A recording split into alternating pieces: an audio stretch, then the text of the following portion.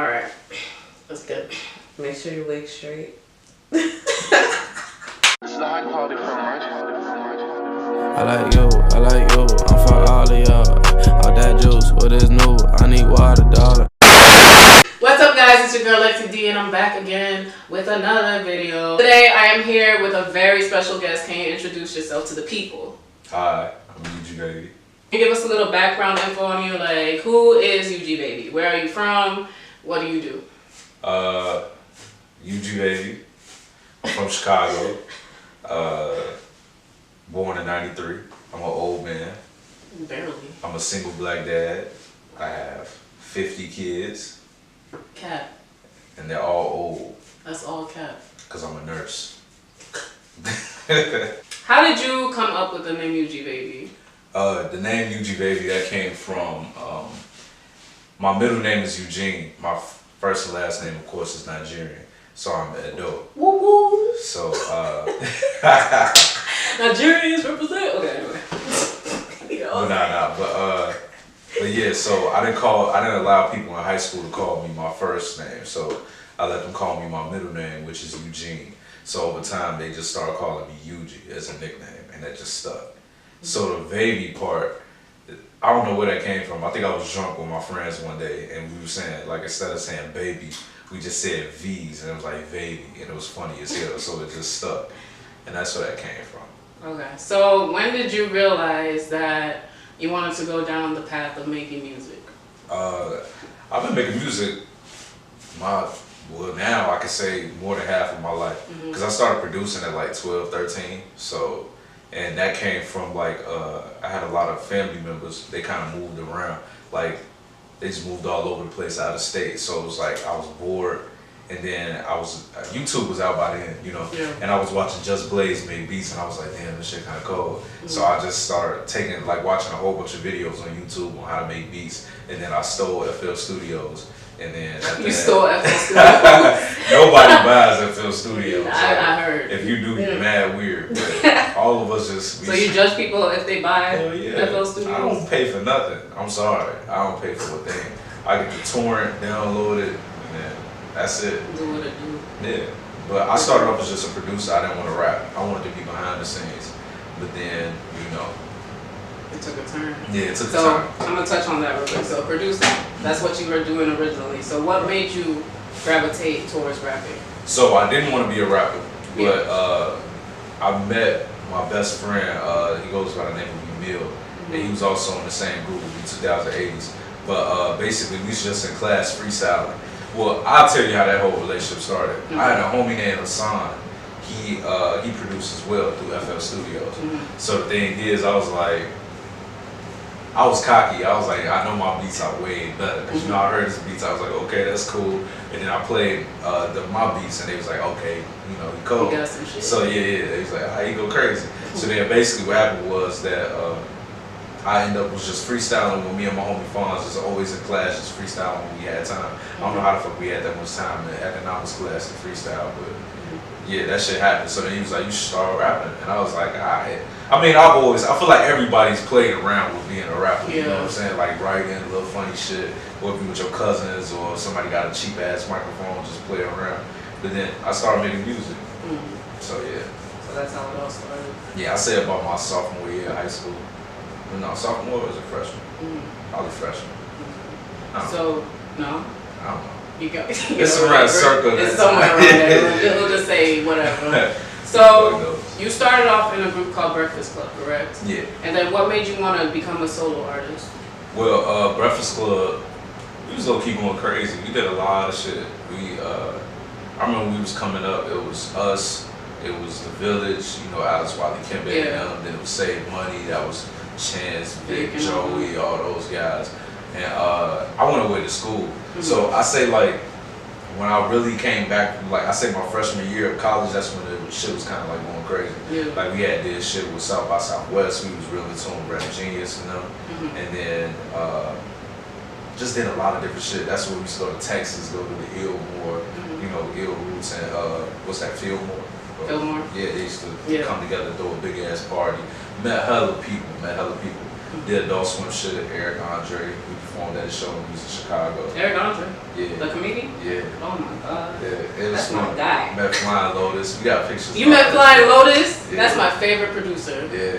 That nigga go He's crazy, freaky. bro. I believe it. I don't know if you stay in tune with his stuff, but have you seen that movie that his first film he directed? It's called Kuzo or some shit like that. No.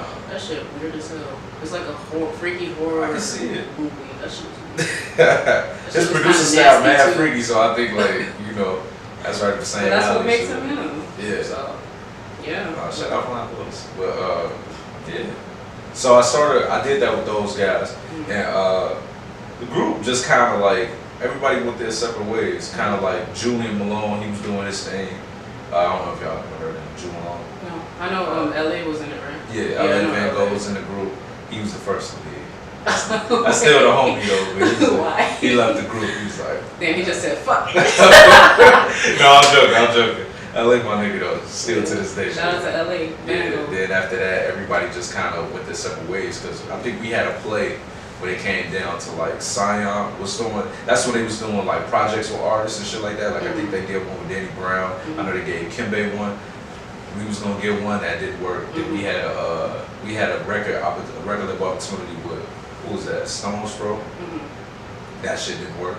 It was really egos, to be real. A lot of people just had egos. It wasn't my ego because I saw past it. I'm like, y'all niggas tripping. We need to get our shit together so we can go ahead and go to the next level. So basically, like, it just kind of fell apart because everyone was starting to, like, get cocky. Yeah. Like, kind of but you know, it's the clout. You know, when people get that clout. It's like, damn. Yeah, okay, they let it like, get to their head. They don't see the bigger picture. That's what people need to realize, too.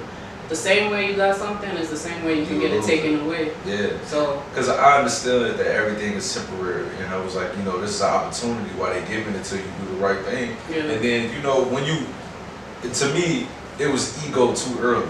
It's like you haven't even made it off the ground before you got an ego. You know what I'm saying?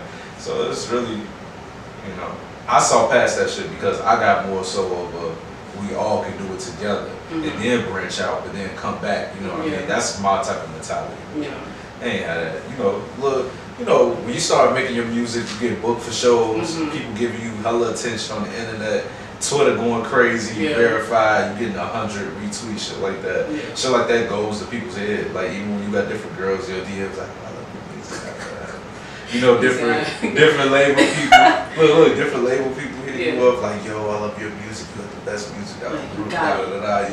You like, I don't need these niggas. It's just the ego just goes crazy, and we was too young to know what to do with that. Yeah. So.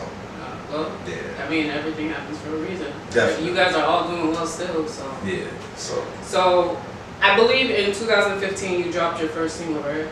Was it Sported? Yeah, it was Sported. Okay, so you dropped Sported, and you dropped a bunch of singles like Back to Ballin' and Wow, and then eventually you put a bunch of the singles together and released Preheat 0.5. So from the release of Preheat 0.5 to this new project Inferno, how do you feel like you've grown, or what have you learned from? Ooh, that's a lot. I know, I mean, tell you the truth, like when I first dropped Sported, that's when I changed my whole music style. Cause like I have multiple styles, but I say before that I was trying to be a rapper. Yeah. Like, you know what I'm saying, like syllables. You're really trying to get syllables. Yeah, like this. I was trying to go crazy. I was dropping hella metaphors, hella analogies, trying to be overly lyrical.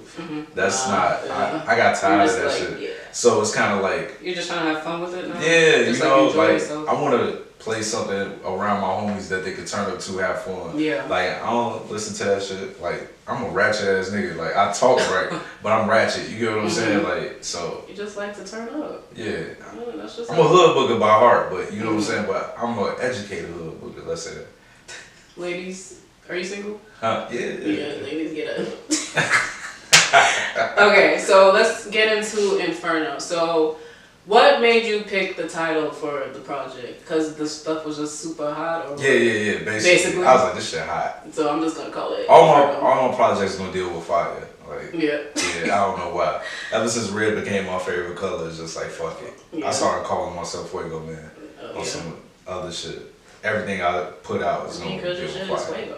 So. Thank you. I'll be trying. But so when I was listening to the project, I noticed that you switched up a lot of like your sound a bit on it. Like there was a lot of more tender, caring, loving type joints in it.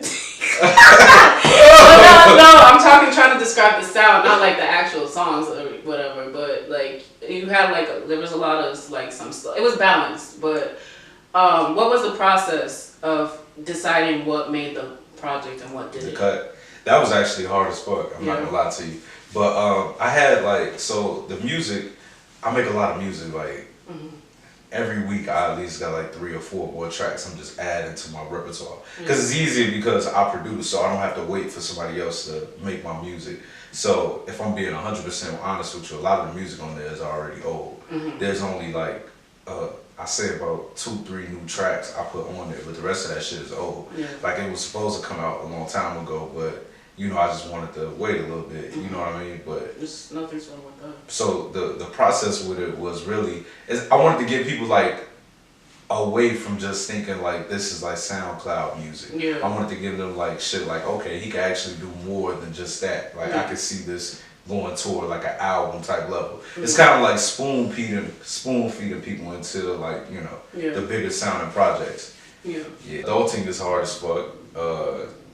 I don't know, it's kind of crazy. Like music has always been something that I've like done to get away from everything, you know what I mean? So it's like some people exercise a lot, some people dance and shit like that. Like when I'm stressed or like I need something like to preoccupy my time, it's always music. And then it's to the point where like I forget what's going on around me, you know what I mean? Like I just focus on that, fuck around, spend 2, 3, 4 hours in front of a computer making beats, you know what I mean? But so basically work, that's work. Work is work. It's gonna stress me out. But music is that's what I get pleasure out of. You know what I'm saying? So you can never get tired of that. Never get tired, you know. So it's not really like it's not to you. It's not really work. It's not work. It doesn't feel like it. No, not at all. Even though it is kind of work, it doesn't feel like work. To some people, I feel like if you depend on music to make a living, then that shit's hard as fuck. You know what I'm saying? But the thing is, it's not. So I don't have the same pressures on music that a lot of other artists have. Because you know, you can being an artist is hard as fuck. Like just depending on that to make your ends meet. You know what I'm saying?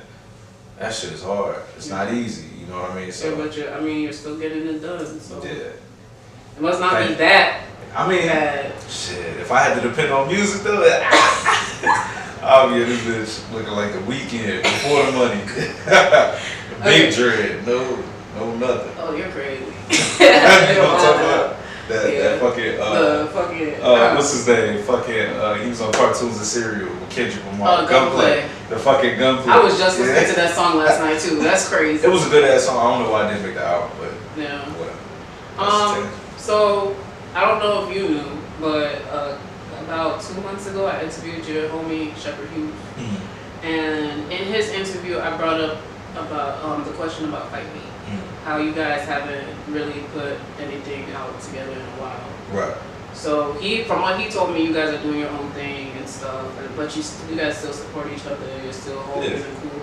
So how do you feel seeing each of them doing their own thing, or each of you guys doing your own thing and still prospering? Like, how does that make you feel as a person that's been around them and worked with them and stuff like that? Yeah, it's always good to see that shit. Like, I don't never want them to stop. Like, I know that's what the fuck they do. Like, Super, he goes crazy with it. Darius goes crazy with it too. But I don't want them to stop. I don't think nobody should ever stop. You know what I'm saying? Like, do you feel according to him, he said you guys are like focused on your own things right now. But do you feel eventually you guys will come together? Tell you the truth, we got a lot of shit. That's the thing. Like, we got a lot of shit, but it's just not out. You know what I mean? Because we got hella shit that we recorded, like even when we was like fucking. Because it's like you guys dropped like what, Annie, and then you had another joint. What was that other joint called? I can't remember the name. I think I remember it. I think it's hard to find now too. It was on it's still on one of my old SoundClouds. I can't remember the name, but you guys dropped like what? The Annie joint and then another joint, and then you guys just disappeared. Yeah, it was like 2. Yeah. I'm gonna look it up because it's gonna bother me. Oh no, I'm gonna bother Super. But I'm gonna tell his ass to drop it. So well, shit. As long as you guys are still making music and you're still communicating and you guys are still good, that's all that matters. Yeah. But we need some new fights. Because the thing is like, how I look at it is like, I'm never really like, come on guys, let's, you know what I mean, Yeah. Like if it happens, that's cool. But it's like, I always want people to, you know, music is like a selfish thing sometimes too, you know what I mean? Like, I would never want, I know how it is for me, so I would never want to like take away other people's time for them to work on their shit, you know what I mean? Yeah. So, as a Chicago artist, 2018 has been, to me, in my opinion, like been crazy for Midwest artists. Like Smino dropped his project like what, not too long ago. It's going crazy. The Wash It. Saba dropped his album too. That shit is still in rotation. A bunch of people are putting it in their top albums. Mick Jenkins dropped. How do you feel about the music scene right now? Like, how do you feel about like the Midwest getting like their praise right now? I think we're getting smarter with it. You know, a lot of people making a lot of different moves, like different moves. Cause like in the past, I know it was a lot harder to get out there. But it's like it's a good door. You know what I mean? A lot of people are finding a way to actually get this shit to where it needs to be. I fuck with it. You know, makes it easier. It puts more spotlight on the city, so that you know. Everybody be like, oh, who you fuck with? And your name get brought up, and that's cool. So, what can we expect from you in the new year? In the new year? 2019, baby. I'm rebranding. Yeah. Now I'm not gonna lie to you. Yeah. I'm finna just be the hood book I was meant to be. You wanna be the hood booger, so you wanna just let that shit out. You see, I'm an official scammer. Yeah, I was like, look at your hair. Yeah, I know. You switched I up. look like an ancient. Look at your shit look fresh. Are you not getting no type of hoes? You getting hoes, aren't you? Yeah. That's snitching. That is a form of snitching. But what can we expect from the rebrand? Like, what are you trying to? I'm telling you right now. Just the straight up hood boogie. Yeah, I'm bringing y'all to the block. I'm telling y'all, it might sound good. It might sound nice. So you're gonna change your sound up too? It's gonna be good. Oh shit! You gotta stay tuned. This is a question I asked a lot of artists that produce as well. Who are your top 3 producers of all time? Top 3. Only 3. You know what? I don't know. That kind of changes a lot. Yeah. Well, okay. Let's say at the moment. I could do all 3. Can I? Yes, Let me think about it. You can do it. I'm the little angel on your shoulder right now. I would say Just Blaze. And the reason why is because like, that's easy, I'm tripping. Alright, so Kanye, of course, he's number 1. Just Blaze, that's number 2. 3, I'll give it to For Real. Oh my gosh, I'm so happy you said that. Yeah. That's my guy. It was hard though, I'm not gonna lie to you. It was a little When you hard. say For Real / the Neptunes or no? Yeah. Slash the Neptunes. I feel like when artists do more than just like sit in front of the computer, press some keys, when they actually get like an actual instrumentalist in there and they hum to him like, hey, I want you to go like la la la, do that shit, and then they bring a whole orchestra in, and that's when it's like, alright, that's cold. You know what I mean? Because it's coming from your imagination to reality. So that's why I fuck with those people, because they all do that shit. So yeah. Are there any artists that in the future, whether mainstream, underground, that you want to work with eventually? Or you hope to work with? Or you will work with? Let's speak it into existence. I'm not gonna lie to you. At this point with music, I want to just work with everybody I thought was cool when I was coming up. Yeah. So kind of like Dom Kennedy. That nigga just came to Chicago like last month. And I was salty because I had to work. I had to work too. It was a Halloween. I was sick. I was sick as hell. I was like, damn. I wanted to go. I'm not gonna lie. I think Kaz was with him too. Yeah, I think he was hitting for like 30 for the ticket, but I was like, fuck it, I would have paid it. Like, shit. Yeah. I would too. I was gonna fly to LA for the Yellow album show that he was gonna do. Just crazy. Just that for that show. Been crazy. But I was just like, I have not seen the Yellow album perform live. I have not seen Dom Kennedy live. So I was about to take that L. Yeah. He been doing a lot of shit with Hit Boy. Yeah. I would say, let me get into this conversation. I feel he makes good music with Hit Boy, but as of late, the last stuff that he put out. With who? No, the solo one. Not before the volume 2 one that he put out. That's like the Bobby? Wait, how do you feel about the new project? Let me ask you that. I'm not gonna lie, I didn't listen to it properly because I was at work trying to listen and stuff. So I'm gonna have to run that shit back. It's actually good. But yeah, I heard it's actually better. But the other shit that he was putting when out, he was rapping off beat. yeah, I was just like, the only track I believe the only track that I liked off the one before this one that he dropped, California Not For Sale. California Not For Sale. I'm a real fan. I ain't gonna lie. Yeah, I've been riding with it now. Like that's like when him and Casey Veggies were making music together, and him on like Kendrick hopping on this shit, Big Crit, all that shit. I saw Casey Veggies. Was it this year? The last time I was in, because you know it's kind of weird in LA. You be running into everybody in LA. It's like you know they got the fucking Flight Club and all that shit. Yeah. Along that block, you don't see everybody. Like I seen Ty Dolla $ign, that nigga popped out of I think he had a baby blue Porsche or some shit like that. I was like, damn, I'm in LA.